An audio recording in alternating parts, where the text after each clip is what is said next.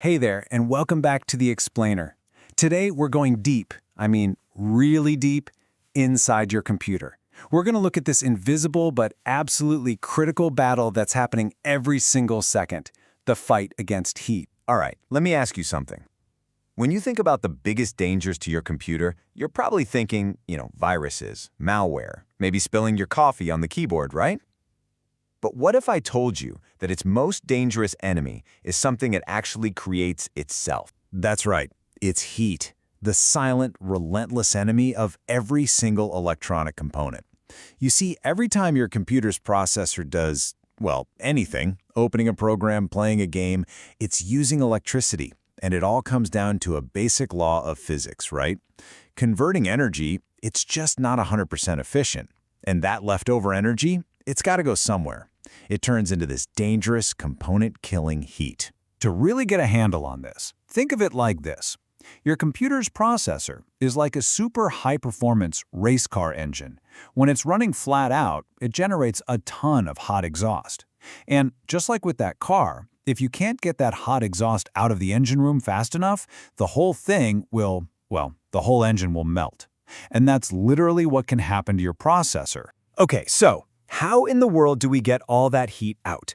Getting heat from a tiny little chip out into the open air is a massive engineering puzzle, and it takes this amazing two-part solution.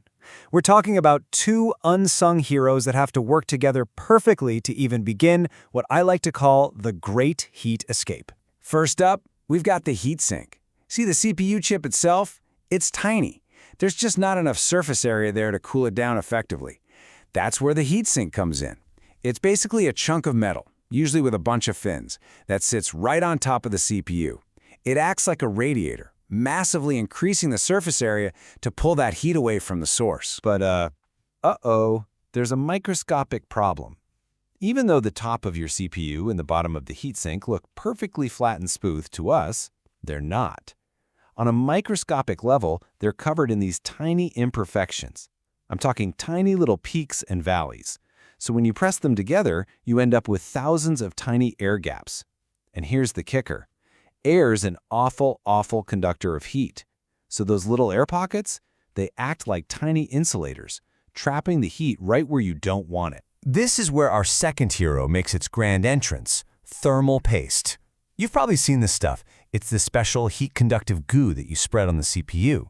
Its one and only job is to fill in every single one of those microscopic gaps, creating a perfect thermal bridge so the heat can flow seamlessly from the CPU right into the heatsink.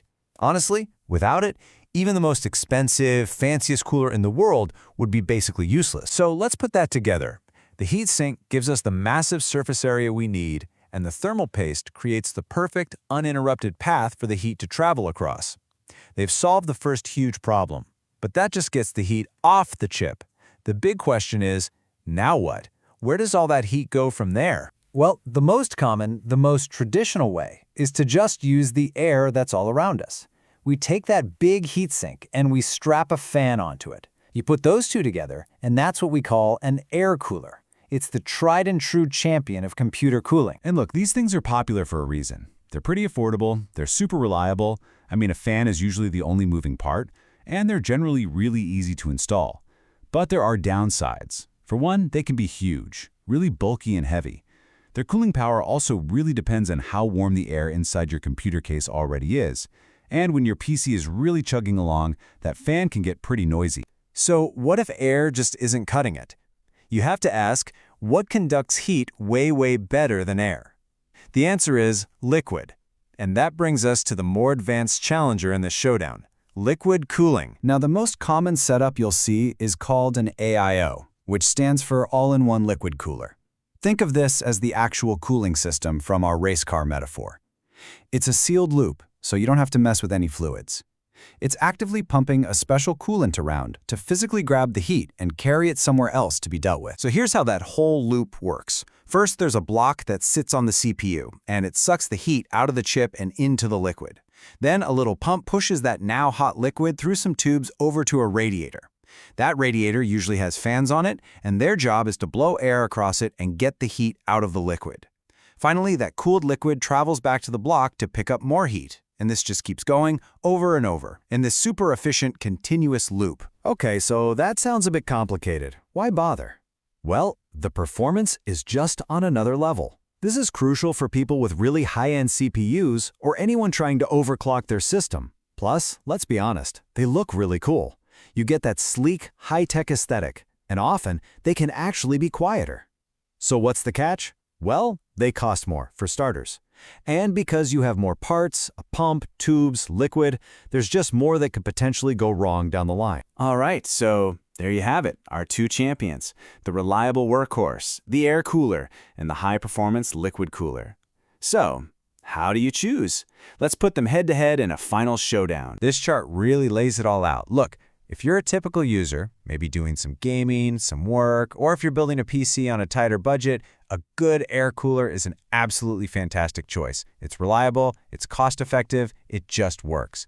But if you're a serious enthusiast, if you're into overclocking to squeeze every last drop of performance out of your machine, or if you've just got a top-of-the-line CPU that runs super hot, then yeah, the superior power and the clean looks of a liquid cooler are probably where you want to be. At the end of the day, it doesn't matter if you choose the path of air or the path of liquid. They both have the exact same critical mission: get that destructive heat away from the heart of your computer. It's all about ensuring stability, peak performance, and just making sure your expensive components have a nice, long life. And that kind of leads us to one last big question. We've seen today's solutions, but our technology is always pushing forward. Processors just keep getting smaller, more powerful, and, because of that, hotter. So the question I want to leave you with is this: what's next? What kind of crazy cooling tech are we going to need to handle the insane amount of heat from the computers of tomorrow?